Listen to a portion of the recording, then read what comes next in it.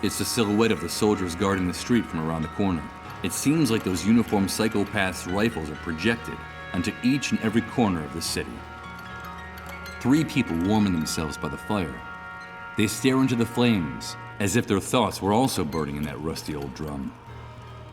What the hell is that old man trying to do with that enormous pair of bolt cutters? He can hardly get his hands around them. Dozens of posters, all shredded, charred or half torn off. This wall must have been used for advertising before the Great Wave. One of them in particular catches my eye. It's a poster advertising an insurance company. The slogan is, "Tomorrow comes today." There's something familiar about this poster. I'd even swear that I actually remember it.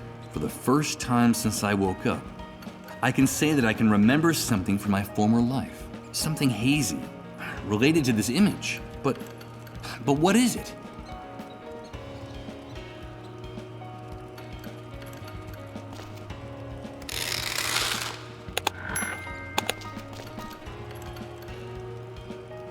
A dirty window at ground level for ventilation. It's the only opening this building's basement has to the outside.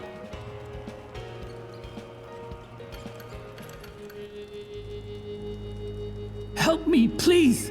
Help me! Don't let them find me in the street after curfew. They'll take me to the refugee camp. Help me, please! But don't make any noise. There's a patrol just round the corner. But what is it you need me to do? It's almost curfew. I need a place to sleep. I need a place to hide, or they'll send me to the refugee camp. Don't you understand? You need a roof over your head, and you don't have anywhere to go. I used to, but it doesn't exist anymore. I owned an apartment a few blocks from here. The block was badly damaged by the Great Wave, but it was still standing. And what happened to your home? This morning, we had to evacuate the area in a hurry. We ran out in the streets with whatever we had on. Apparently, the foundation was starting to crumble. And a few hours later, all that was left of my home was a pile of smoking rubble, with 40 years of memories buried beneath it. But I can't let them take me to the camp. I need to get into another house before the curfew. Please, help me.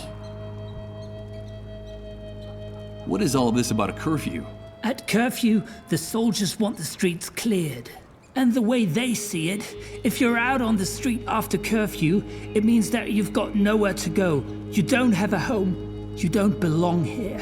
And that makes you a rat. And so they take you to the refugee camp. I can't go to the camp. Understand? I can't go there.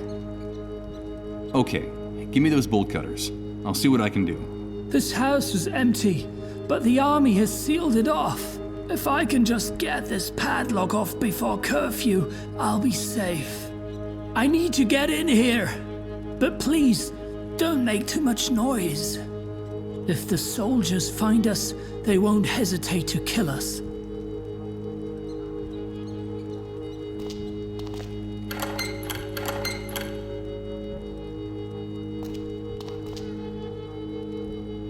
Impossible.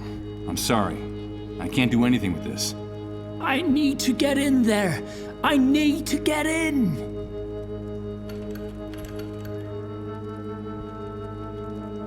I'm looking for a place. Something like a pharmaceutical warehouse. Would you know anything about that? I don't really know.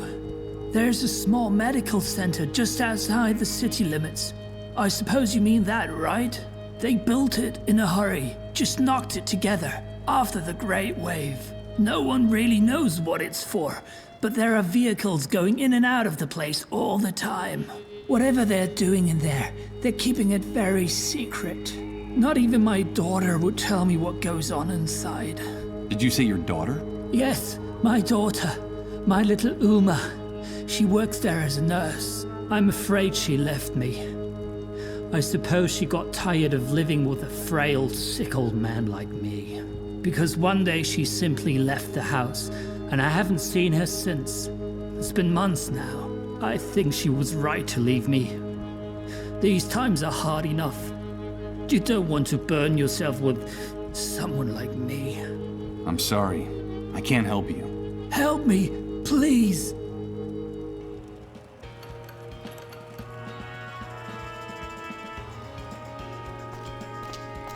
Hello, friend. You look lost. Come over by the fire. It's dying down, but maybe it'll last until curfew. As long as those uniformed psychopaths don't decide to end our little get-together first, of course. Hey, look! One of those magic bracelets from the camp. They say that place is a real hellhole. A kind of living death. So, you've come back from the dead. Do they call you Lazarus? Well, you could put it that way. You were saying something about a curfew. What time does it start exactly? Well, it depends on the mood of the soldiers in this zone. But you know it's time to go home when they start taking their guns out of their holsters. Today they're extremely jumpy. I don't think it'll be long before they start insulting people and hitting them with their rifle butts. You guys are awfully hard on them. It's just their crude way of showing us affection. Oh, shut up! In any case, you don't have to worry. That bracelet means you don't have to hide from them. You know that's one of the privileges that comes with it. And you? Do you people have to hide? We try to stay out of their way. The first rule is, be home before curfew. Anyone who isn't gets dragged off to refugee camp. That's one of the strictest laws the Great Wave imposed upon this city. And do you know how things are elsewhere? Do you get news from outside? I'm afraid not. With no communications or transportation, and with the army on every corner, we are totally cut off. Who cares anyway? When you don't know from one day to the next if you're gonna be alive, there's no time to worry about what happens 100, 1,000, or 100,000 miles away. I understand. Why are you afraid of the soldiers? I'd heard that things function better here. I don't know where you heard that, friend, but whoever told you that was lying. Here, things are very ugly and getting uglier every day. Everything's in short supply: water, food, medicine. We have a surplus of just two things: misery and violence. Life is cheap here, and getting cheaper all the time, especially since the army took over. The army. I see. And what happened to the other authorities? The politicians? The laws? Those are distant memories from the old world, my dear. Get them out of your head, because all that collapsed like a house of cards. Since the Great Wave, no one's got any plan, strategy. We're all adrift. He's right. The most reliable thing we have left is what you see around the corner. Armed teenagers in uniform on the streets, on the rooftops, just as scared as we are, or more, and shooting anything that moves. I think our common destiny is to finally die of starvation, of disease, or boredom. I don't know which of the three options I find the most cruel. Who knows? Maybe the most sensible thing is to organize a group excursion and break into Suicide Park. Suicide Park? Don't call it that. It's not funny. That name's as stupid as that hospital they built in such a hurry next to it. It's crazy. The entire city is starving and sick, and the soldiers keep those medical facilities locked up like Fort Knox. But what good is it having medical facilities if no one can use them? I don't understand. No one does, friend, but that's the way it is. I don't know why anyone would want to go into that building, but I can assure you that they're not going to get treated for anything in there, not even for a miserable cold. Besides, it's a real fortress. The person will be more likely to come out sick from an overdose of gunpowder and lead. You know how it is, dear. There's no cure for love or death. Hey, I like that last phrase. It would make a good opening line for a story. Oh, will you shut up for once, Ramon? Don't pay any attention to him. In the old world, he earned his living writing stories, and he still thinks that all that waste paper might someday be useful after the Great Wave. And in fact, it is. A good deal of that scrap paper is fueling this bonfire right now, dear. So I can consider my literary career to have been worthwhile. Did you say Suicide Park? Someone in the camp told me about that place. And the first dark stars come out to hang from the sky. We could sit and count them together, you and I. When the sun departs from Suicide Park. Yes, I recognize the song. But what the hell is it? Is there really a place with that name? Yes, it exists. After the Great Wave, and when things were starting to get really ugly here, the weakest among us eased their suffering with a bullet, by overdosing, or by jumping from high places. You know how it is. All those dark stars had a hard time finding a reason to go on living. There was a terrible wave of suicides, and there still is. The problem is at some point a problem arose. How should I put it? A serious logistical problem. Access to drugs and firearms became practically impossible. So the easiest thing was to grab a rope or a belt and go to Suicide Park after dark. There was a time when it was hard to find a free branch anywhere in the park. The suicides in the area multiplied at such a rate that the army closed down the park. They said for public health reasons. For months, the only thing blooming in that park were the corpses of the hanged. The place became more like a theme park. Lots of fun for everyone. I told you not to make jokes about that. Don't you have any respect for anything? Of course not. That was one of the many things I lost in the Great Wave. And one of the things I missed the least, believe me. Thanks for the chat. Thanks for the company, friend.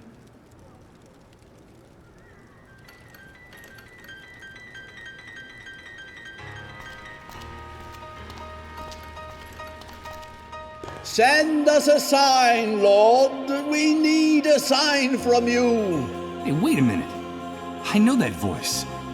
Are we guilty of arousing your rage? Did we do it? Speak with your tongue of fire, Lord. Purge us with unrelenting justice. Send us a sign.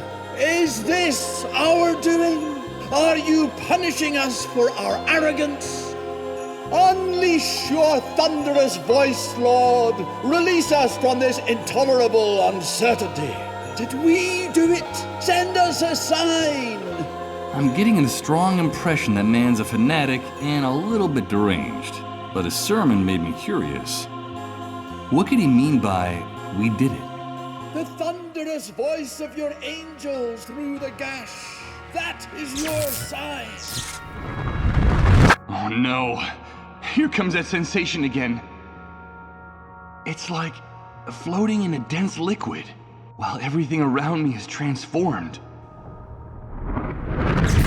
Good God. I think I'm starting to lose my mind. A few parishioners listened to the words of the preacher, mesmerized. Although I'm sure that, like me, they can't decipher the meaning of his mystical rants either. Seated on these disarranged pews, some people are listening to the preacher, others just nod off. I guess they don't have anywhere else to go. This enormous stone cross casts a giant shadow across the aisle of the church. Perhaps that wasn't the original intention, but the result is pretty gloomy and menacing. Illuminate us with your fiery voice, Lord. Send us a sign. The catastrophe caused a lot of damage to the statue's pedestal. The fact that the statue is still standing is a miracle.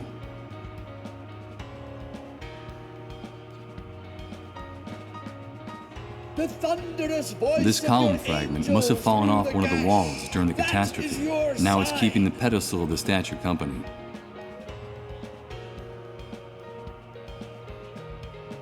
I'm not going to interrupt him in the middle of his sermon. That would be rude. Illuminate us with your fiery voice, Lord. Send us a sign. Considering the condition of the rest of the church, it's amazing that the stained glass window is still in place and practically intact.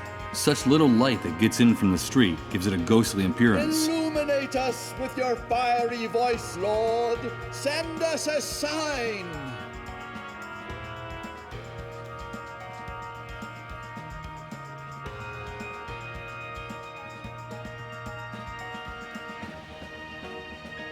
Did we do it? Are we the guilty ones? A metal sign bolted to the wall. It's the logo of the local subway system, and from what I can see, one of the edges is slightly detached. Let's see. I can try to rip it off. Nothing. I'm afraid I'm not going to be able to get it off with my hands. What was formerly the entrance to a subway stop is now a bunker reinforced with bricks and cement. A moldy sign says, "Subway service suspended until further notice." I imagine the train tunnels were flooded or ruined after the Great Wave.